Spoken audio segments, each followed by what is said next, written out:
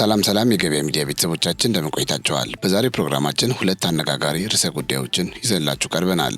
የመጀመሪያው የሶማሊላንዱ ፕሬዝዳንት አብድራህማን አብዱላሂ ከኢትዮጵያ ጋር ስላለው አዲስና ወሳኝ የትራንዚት ንግድ ስምምነት የሰጡትን መግለጫ ይመለከታል። ፕሬዝዳንቱ ከሲኤንኤን አረብኛ ጋር ባደረጉት ቆይታ ሀገራቸው ሰላማዊ፣ ዲሞክራሲያዊና ምርጫ የምታደርግ ነጻ ሀገር መሆኗን ጠቅሰው እስራኤል ለሰጠቻቸው እውቅና ምስጋና አቅርበዋል። ሌላው የፕሬዝዳንቱ ንግግር ከኢትዮጵያ ጋር ስላላቸው ቅርበትና የንግድ ሀሳብ ላይ ያተኮረ ነበር። በሶማሊላንድ የመጀመሪያው ባንክ የኢትዮጵያ መሆኑን ጠቅሰው ከወደብ ጋር ተያይዞ የሰጡት አስተያየትም አለ። በዛሬው ፕሮግራማችን ይህንን የፕሬዝዳንቱን ቆይታ በዝርዝር እናስደምጣችኋለን። ሁለተኛውና ዋነኛው ጉዳያችን ግን የፈጠራ ድራማ ሰርቷል የተባለውና በኢትዮጵያ ላይ የመረጃ ጦርነት የከፈተው የሮይተርስ የዜና ወኪል የገጠመው ታሪካዊ ውርደትን ይመለከታል። ተቋሙ ተከለከልኩ ብሎ ዓለም አቀፍ ርኅራኄ ለመለመን ሲሞክር የተሰጠው አንድ አስገራሚ ምላሽ አለ። በሚዲያ ስም የሚሰነዘርን ጥቃት ኢትዮጵያ ላይ እንደማይሰራ ያሳየበት ይህ አጋጣሚ ምንድን ነው? ከዚሁ ጋር ተያይዘው ኢትዮጵያውያን የሰሩት አስገራሚ ተግባር ምንድን ነው የሚለውን ጉዳይ በዝርዝር ትሰሙታላችሁ። እናንተ ብቻ ለቻናላችን አዲስ ከሆናችሁ ሰብስክራይብ በማድረግ የደወል ምልክቷን እንድትጫኑ እንጠይቃችኋለን። ቪዲዮውን ላይክና ሼር ማድረግ እንዳይረሳ። አብራችሁን ቆዩ።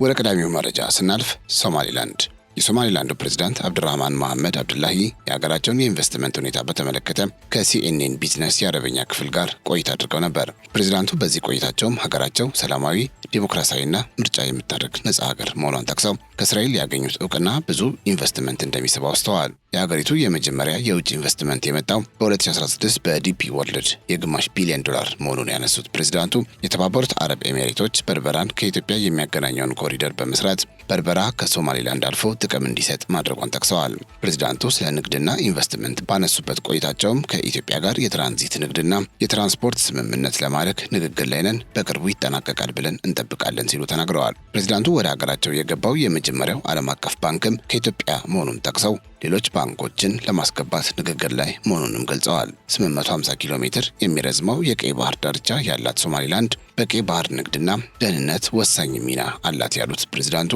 ሀገራቸው በቢሊዮን በርሜሎች የሚቆጠር ነዳጅ እንዳላትና በ2027 ማውጣት እንደምትጀምር ተናግረዋል። እውቅና ሳይሰጧቸው እንኳን በንግድ ከሀገራት ጋር እየሰሩ መሆኑን ያነሱት ፕሬዝዳንቱ ከወሳኝ ማዕድናት ጋር በተያያዘ ከአሜሪካ ጋር እንደሚሰሩ ማስታውቀዋል። ከዚህ ባሻገር ፋብሪካ በሀገራቸው ለሚተክሉ ኢንቨስተሮች ነፃ መሬት መስጠትን ጨምሮ ለረጅም ጊዜ ከታክስ ነፃ እንደሚሆኑም ተናግረዋል።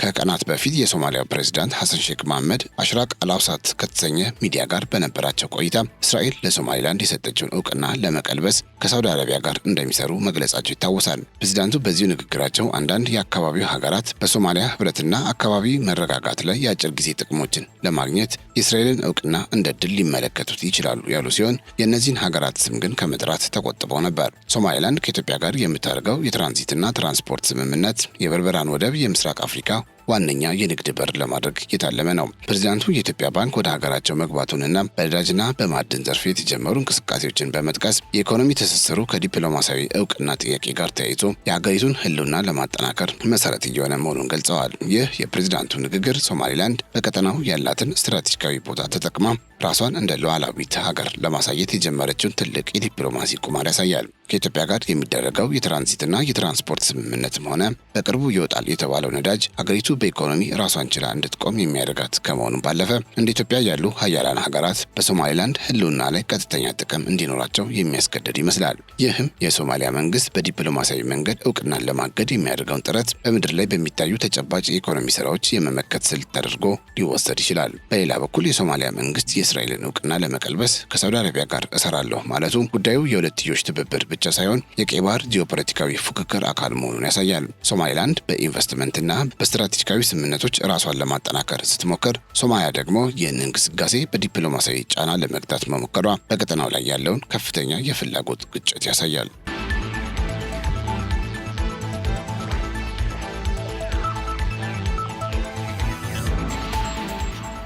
ሌላኛው መረጃችን የሚሆነው ብዙዎችን ስላስገረመው የኢትዮጵያውያን ተግባር ይሆናል።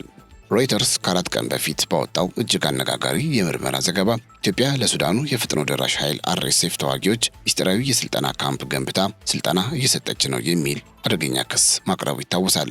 ዘገባው ኢትዮጵያ በሱዳን የእርስ በርስ ጦርነት ውስጥ እጇን በማስገባት አንዱን ወገን እየረዳች እንደሆነ አድርገው በመሳል በሁለቱ ሀገራት መካከል ያለውን ግንኙነት የሚያሻክርና ቀጠናዊ ቀውስ ሊቀሰቅስ የሚችል የፈጠራ ወሬ ነበር። ሆኖም የኢትዮጵያ መንግስት በይፋም ባይሆን ይህንን ዘገባ መሰረተ ቢስና የተሳሳተ መረጃ በማለት ውድቅ ያደረገው ሲሆን ሮይተርስ እንዲህ ያለውን ርዕሰ ጉዳይ ያለ በቂ ማስረጃና ሚዛናዊነት ማቅረቡ በኢትዮጵያ ላይ የተከፈተ የመረጃ ጦርነት ተደርጎ ተወስዷል። ይህንን ተከትሎም ተቋሙ በኢትዮጵያ ውስጥ እንዳይዘግብ የታገደ ሲሆን ኢትዮጵያውያን በዲጂታል መድረኮች ላይ ተቋሙን ታማኝነት የጎደለው በማለት በከፍተኛ ሁኔታ እየተቃወሙት ይገኛሉ። ይሁን እንጂ የሮይተርስ ውርደት በዚህ ብቻ አላበቃም። ይፋዊ የእገዳ ዜና ሳይወጣ በፊት ቀድሞ እየነቁት ኢትዮጵያውያን የተቋሙን የማህበራዊ ሚዲያ ገጾች በከፍተኛ ተቃውሞ አጥለቅልቀውታል። በተለይም በሮይተርስ የፌስቡክና የኤክስ ወይም የቀድሞ ትዊተር ገጾች ስር የሚገኙ የኮሜንት መስጫዎች ላይ ተቋሙ ታማኝነት እንደጎደለው በሚገልጹ ኢትዮጵያውያን ድምፅ ተሞልተዋል። ይህ ዲጂታል ዘመቻ ኢትዮጵያውያን በሀገራዊ ጉዳይ ላይ ያላቸውን አንድነትና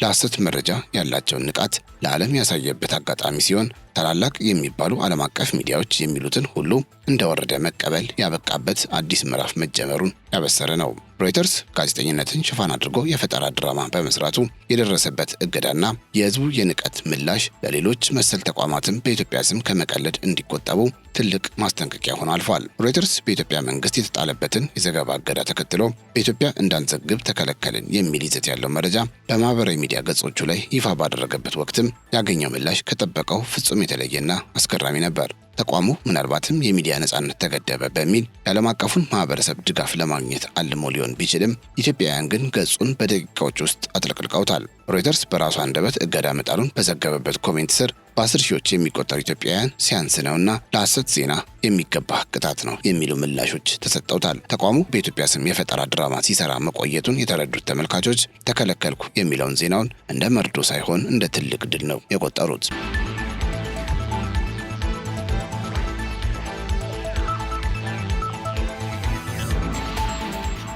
ይህ የህዝብ ምላሽ ሮይተርስ ለዓመታት የገነባውን ተአማኒነት በአንድ ጀንበር ያፈረሰ ሲሆን የሐሰት ዜና ሰርቶ መታገድ እንጂ የሚዲያ ነጻነት ተገፍቶ እንዳልሆነ ለዓለም አቀፉ ማህበረሰብ ግልጽ መልእክት አስተላልፏል። ሮይተርስ የደረሰበትን ክልከላ ይፋ ባደረገበት ወቅት የገጠመው የኢትዮጵያውያን የፌዝና የቁጣ ናዳ በሚዲያ ስም የሚሰነዘርን ጥቃት ህዝቡ በንቃት እንደሚመክት ያረጋገጠበት ክስተት ሆኗል። ተቋሙ ምናልባትም የሚዲያ ነጻነት ተገደበ በሚል የዓለም አቀፉን ማህበረሰብ ርኅራኄ ለማግኘትና ራሱን እንደ ተበዳይ አድርጎ ለማቅረብ ሞክሮ ነበር። ሆኖም ግን የገጠመው ፈጽሞ ያልጠበቀውና በሚዲያ ታሪኩ አይቶት የማያውቀው የዲጂታል ወረራ ነው።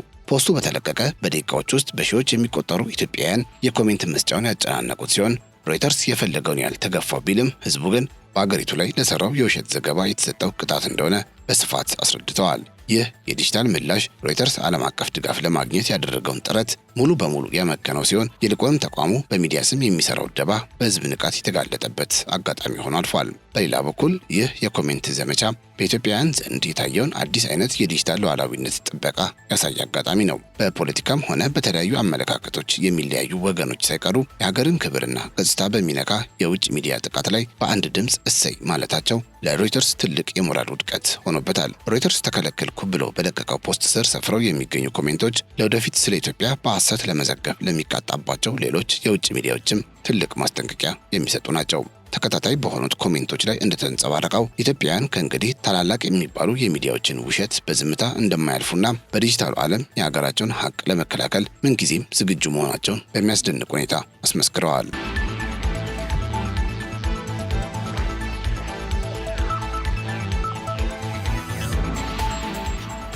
ይህ የሚያሳየው ህዝቡ በሚዲያ ነጻነትና በሚዲያ እብሪት መካከል ያለውን ልዩነት በሚገባ መለየት መቻሉን ነው። ሮይተርስ የፈለገውን ያህል ተገፋሁ ቢልም የኢትዮጵያን ኮሜንት ግን እገዳው የፖለቲካ ውሳኔ ሳይሆን ተቋሙ በገዛ እጁ ላመጣው የታማኝነት ቀውስ የተሰጠ ተገቢ ምላሽ መሆኑን ለዓለም መስክሯል። በሁለተኛ ደረጃ ይህ የኮሜንት ወረራ የሚያሳየው በኢትዮጵያ የመረጃ ፍጆታ ላይ የመጣውን ትልቅ ለውጥ ነው። ከዚህ ቀደም እንደ ሮይተርስ ያሉ ግዙፍ ተቋማት የሚናገሩት ሁሉ እንደ ወንጌል ተቆጥሮ የሚታመንበት ጊዜ ነበር። አሁን ግን የኢትዮጵያ የዲጂታል ማህበረሰብ መረጃን መርምሮ የማየትና የውጭ ሚዲያዎችን ስውር አጀንዳ የመረዳት ብቃት አዳብሯል። በሮይተርስ ገጽ ላይ የታየው አስተያየትም ህዝቡ በቃላት ጨዋታ የማይታለልና የሀገሩን ሉዓላዊነት በሚዲያ ጦርነት አሳልፈው የማይሰጥበት ደረጃ ላይ መድረሱን ማረጋገጫ ነው። ይህ ደግሞ ለውጭ ሚዲያዎች ኢትዮጵያ ላይ የፈለጋችሁትን ፕሮፓጋንዳ የምትነዙበት ሜዳ ተዘግቷል የሚል ቀጥተኛ መልእክት አለው።